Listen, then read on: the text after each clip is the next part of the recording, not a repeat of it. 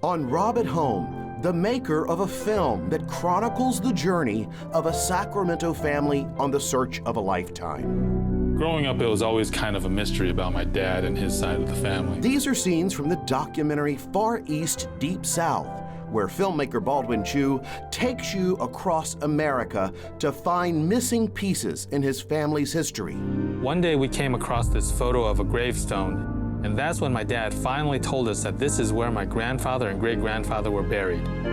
But not in China, in Mississippi. What? Great-grandpa! Oh my God. The documentary also serves as a history lesson, delving into the lives of Chinese people living in the segregated South from the late 1800s to mid-1900s, and the horrors of the Chinese Exclusion Act blocking citizenship of Chinese people for more than 60 years. It is so important for people to know what happened with the Chinese Exclusion Act and how it affected Chinese Americans throughout the nation, including the South. And you'll experience a remarkable journey of healing and hope. I knew all your family. Filmmaker Baldwin Chiu joins us on Rob at Home. And now, Rob on the Road, exploring Northern California. Baldwin Chiu joins us from Pasadena, California. Baldwin, it's great to see you here on Rob at Home. Hey, great to be here in your home. And in yours, so thank you for doing this. Baldwin, I watched your film, and I don't know when I have been so moved by a documentary. Cried my eyes out. What a powerful documentary. Thank you. You know, my dad cries too, and he's seen the movie probably 20 times. I think it's actually music to our ears to hear grown men cry at our film, because that really wasn't what we set out to do. We really wanted this to just kind of be a story about our life, a story about that hopefully reflects into other people's lives. But we had no idea how moving the film would be. And I got to give credit to my wife, Larissa Lamb. She's also the director and the writer of our film, because if it was up to me, I would have picked it really boring and just super historical, just a bunch of talking heads and just really diving into like a history class, which I think our film is able to kind of do too.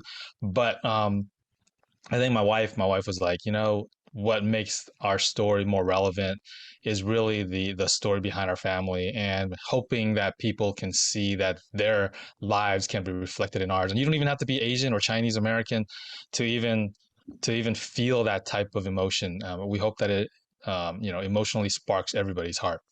Well, kudos to your wife for having the emotion of this story in the movie, because you mentioned a history lesson in there, if you will, and the emotion in this piece, it transcends, as you said, any race or ethnicity, and it takes you to the heart of the matter. Things I did not learn in history, and including in the film, you talk about things that you didn't learn in history as well, or don't remember learning. I didn't either. The Chinese Exclusion Act. Yeah, the Chinese Exclusion Act was something. Yeah, definitely something we never learned about. It's weird because I grew up in Northern California, right, and lived in California my entire life, and really Chinese Exclusion Act, California was really the hardest hit area in the United States. Yeah, we still didn't learn about it here.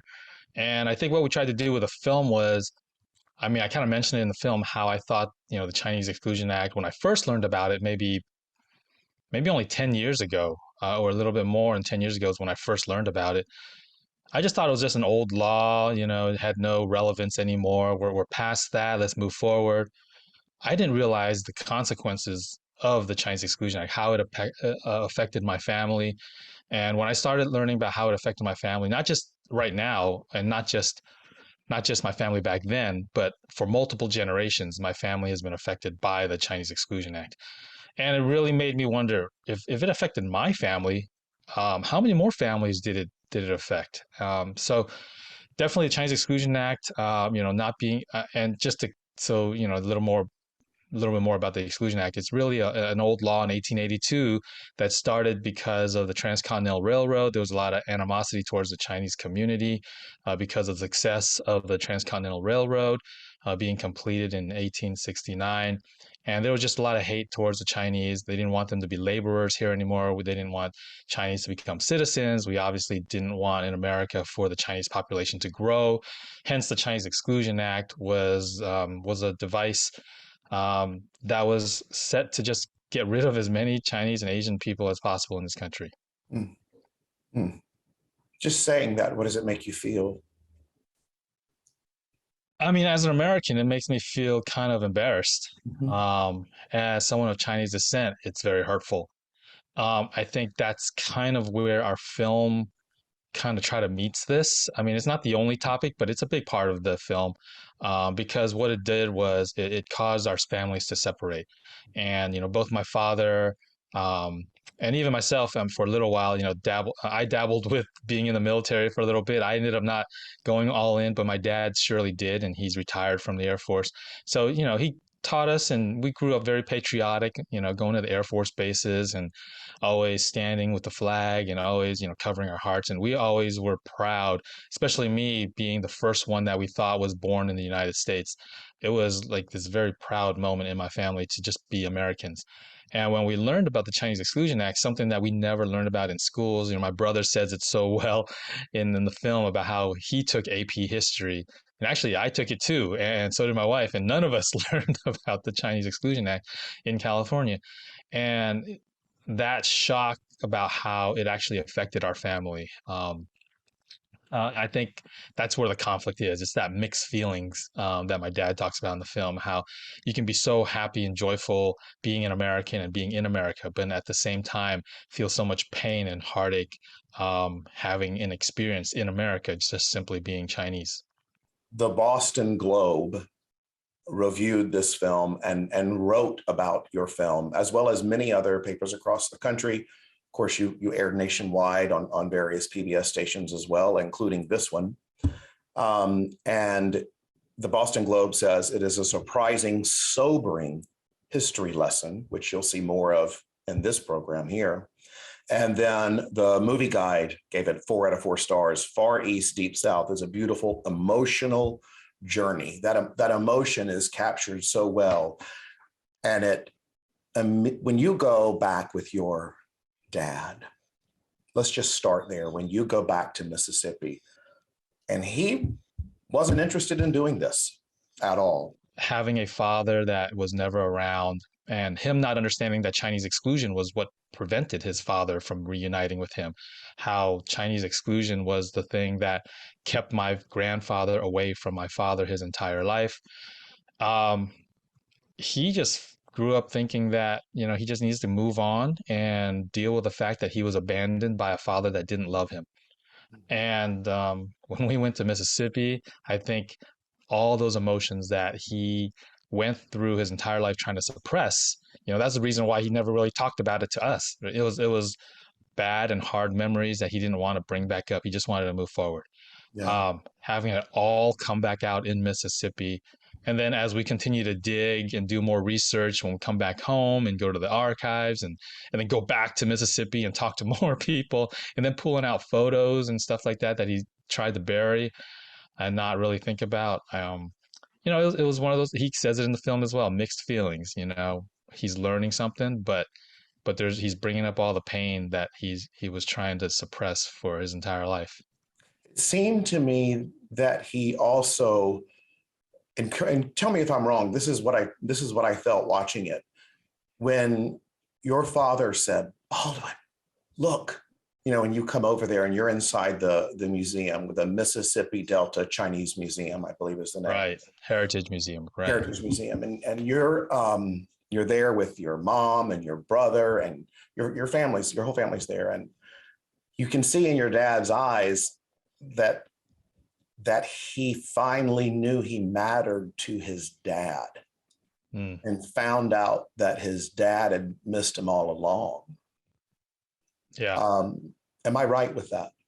Yeah. And something that's not in the film was like, even in that reckoning, as my wife was filming him, and she found out, and I wasn't there. This was stuff that my wife experienced, was that even though he was reading that letter over and over to learn about how much his father actually loved him, he still didn't quite understand the grasp. Because at that moment when we went to Mississippi, he didn't really understand what Chinese Exclusion Act was and how it affected his family. He really didn't know. So he's reading the letter thinking, okay, then if he loved me, then why did he leave me? Right? He had no context on what were the things holding back my family from being reunited or being together, his family being together. So reading that he was loved, but yet still experiencing that he was left alone, or those are the conflicts that he had to go through until he finally understood, and we did the research on Chinese Exclusion Act and what it meant to our family. He finally understood, well, okay, well, maybe it wasn't his fault. Maybe it wasn't his father's fault. Maybe it was something bigger than all of us could have imagined. We talked about what you learned professionally. How about personally? What did you learn in that journey of making this film that comes into your life today? Yeah, I mean, growing up, I think my personal problem or issue, I don't know if that's the right word to say, but my experience was always my identity. Who am I? What am I? Right? People always said, like, so what are you? Like, what am I? Like a human? What are you? Am I just some sort of something that's not real? And I think I did battle with that, because it was like, so am I American or am I Chinese? Oh, when people would ask you, like, they'd say, where are you from? And you'd say, San Francisco. Right.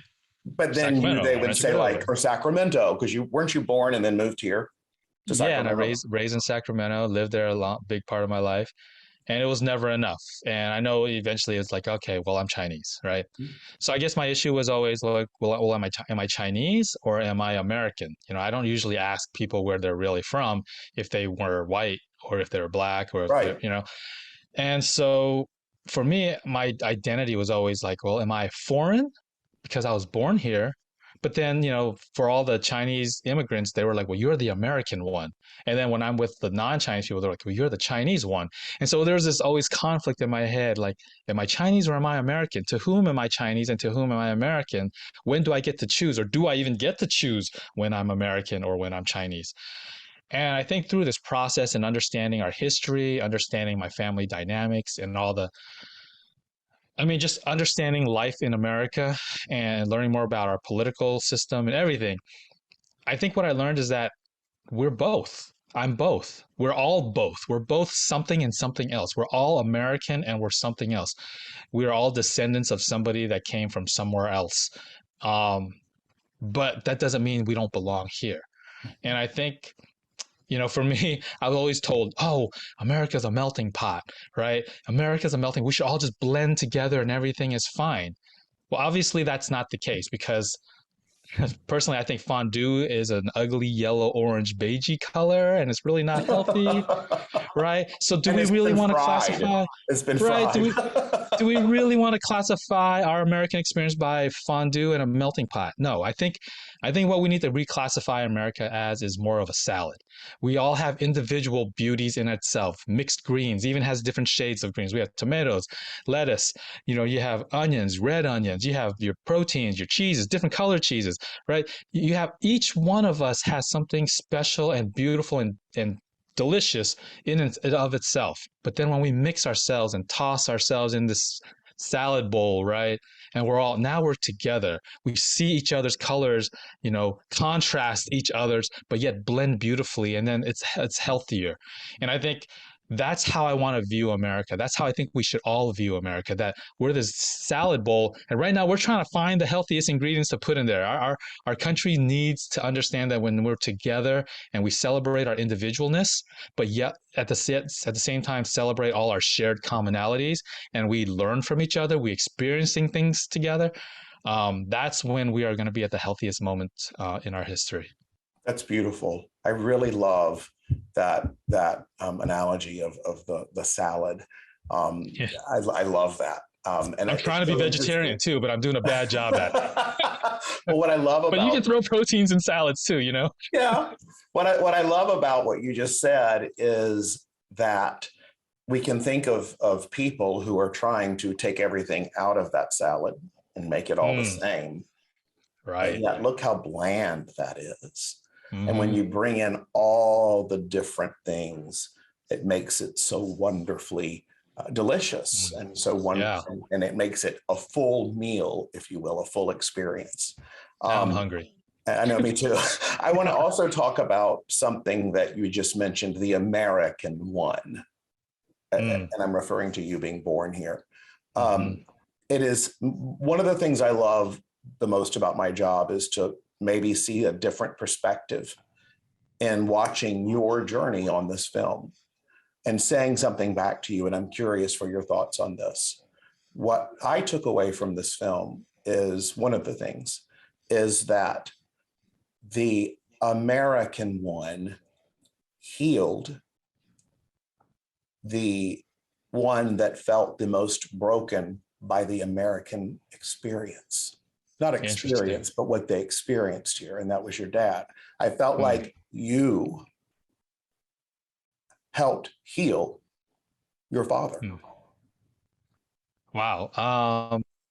Yeah, that there's I mean, there's probably some truth to that. You know, we've had a few people say that, and definitely, growing up with my dad was not always, great. I'm a hip hop artist too. I'm into entertainment. And you're really good, by And the way. I listened to your hip hop. I listened to your rap. I mean, and you also weave in your personal story and your music. It's really, really good. yeah, but my dad, he still doesn't like rap music. I'm gonna have to be okay with that. So there was tension, like he wanted to do things the way that he knew how to do things in China, but yet he was in America and he tried to be a good dad, but he had no understanding of how to be a good dad because he never had a father. I'm the American one with a bunch of American friends. I'm playing football. I'm listening to hip hop, um, and just a lot of clashing.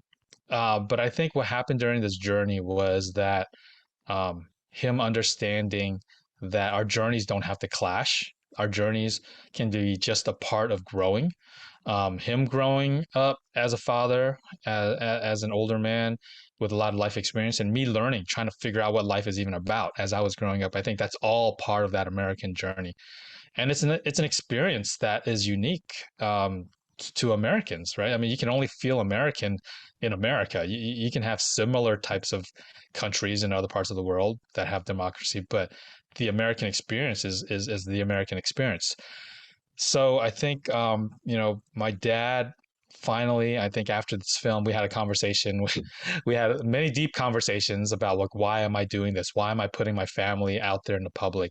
Why does he, being so private, have to be out there and let everybody see? And I had to let him know, like, this is not our family story anymore. It's not his story. It's not my story. It's everyone's story in this country. It's an American story. It's a story that we want other people to know, that it's not just about Chinese people or Chinese Americans or people that look Chinese. It's about the experiences that we all have in this country, and that there are so many more stories out there that are unknown and untold, that we hope that our story inspires people to share with us, to share with each other. And that my dad realizes that the American experience is all of our experiences, and they don't have to be the same. They're different for everyone, and they're beautiful for everyone, and they're painful for everyone. But how do we bring all those experiences together to grow? And I think my dad finally realized that, because after we had a conversation, he finally looked at me and he just said, "Okay." And that was it. I always love to ask people this, and I really want to know from you, because this has been such a journey for you, with just making this film, with how it has impacted your life and your family's lives. And is there something on your heart that you didn't discuss in the film, or that you've not really thought about sharing, but that must be shared to make this moment between you and me matter, that everyone Yeah. else will see? Yeah, I mean, I think a lot of times we get caught up in our own struggles, and we talk about our own lives being the most important lives out there. Um, something my daughter taught me during the pandemic, as I was putting her to bed, she said to me, it's when, all this anti-Asian stuff was going on, there was COVID stuff going on, and then Black Lives Matter stuff was going on, and we see a lot of things. And we really tried not to watch the news or listen to the news, but we couldn't get away with it, couldn't get away from it. And so one time she asked me, she's like, "Daddy, what is racism?" And she's 6 years old at this time, or turning 7, and she's like, "What is racism?" And so I had to explain to her in child terms. I'm like, man, I really didn't want to explain this to her because I didn't want her to see life through the eyes, as race only. And so I explained to her, and I was like, sometimes people don't like certain people because you might be darker, or you might look different, or maybe your eyes or our hair looks different. Because she goes to a Chinese immersion school here in Pasadena, and she's her Chinese is better than mine, but she has mostly non-Chinese speaking friends at her school, but they all speak Chinese now. And her first friend was Black, and she came home one day from school, and she was talking about her friends, and I'm like, well, which friend is that one? Is that the Chinese kid? Is that the Black kid? Is that the white kid? Which kid are you talking about? And she was like, Daddy, we're all Chinese in our school because we all learn Chinese. And this is her in kindergarten. I was like, oh, you're all Chinese. She was like, yeah, but we're all Americans because we recite the Pledge of Allegiance every morning. So then I'm like, okay, then we're getting into this. And she goes, oh, well, so-and-so, but she's my Chinese friend that has dark skin. And she's my other Chinese friend with yellow hair. And that's my other Chinese friend with blue eyes, right? She didn't realize that there was Black, white, right? She only knew her context. So when I explained to her, I was like, well, some of your friends, they look differently than you and me and Mommy. There are some people out there in the past that don't like them just because of the way they look. And she said something to me that was really profound. And this is, we were in bed getting ready to say our prayers, and she's asking me this at night. So deep thoughts at night. And she's all, Daddy, that's just weird. In fact, that's just plain silly.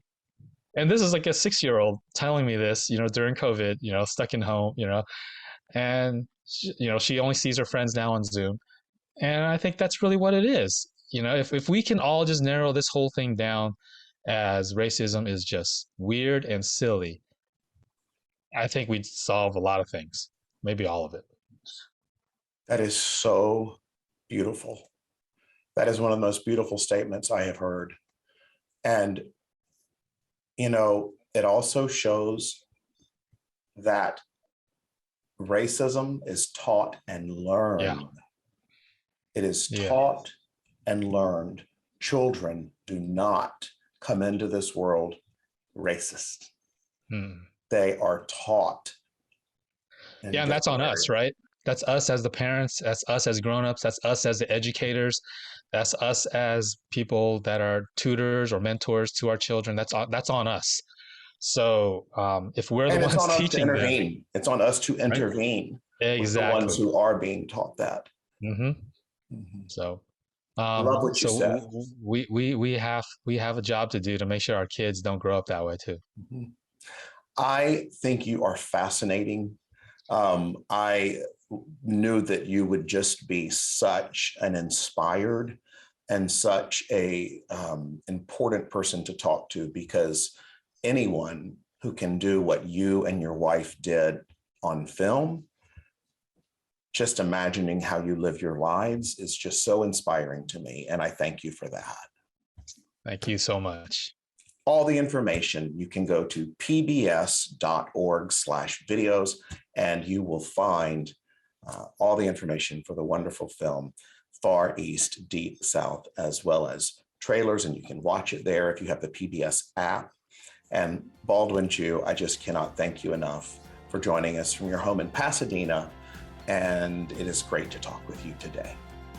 Thanks for having me, Rob. Absolutely. Thank you so much. We'll see you next week right here on PBS KVIE. Rob at Home.